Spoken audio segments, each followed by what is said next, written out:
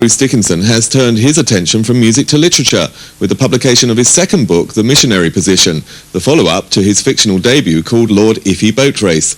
Bruce very kindly gave us a brief reading.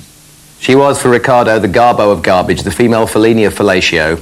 Casper had sought her out by night and finally picked her up after an evening cruising LA's heavy metal hangouts, including the infamous Splat Club, hangout of the well-heeled and the well-hung. Ricardo learned of her cruel past, her abusive gardening stepfather, and the mother who cared more about watering the plants than tending to her daughter. Orphaned after her alcoholic parents accidentally gave themselves a paraquat daiquiri, she became a titty dancer at the age of 12. The adventures of Lord Iffy Boat Race are continued in his second book, and Bruce told MTV News why he was inspired to invent such a character. Initially, it came from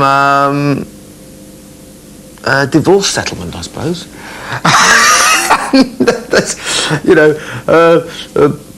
I think the only way to deal with something like that was just to do something funny, and I just started writing this book, and I was sort of vaguely amused by it at first, until it became this monster, which then I didn't know if it was funny or not after that. With the second book, I kept having crises about every 15 pages, and I have to go and take it to my wife and say, read this, tell me if you think it's funny.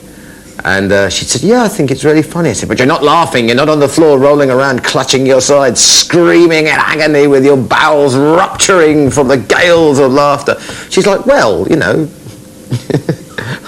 I've read it before, you know. Pearl Jam have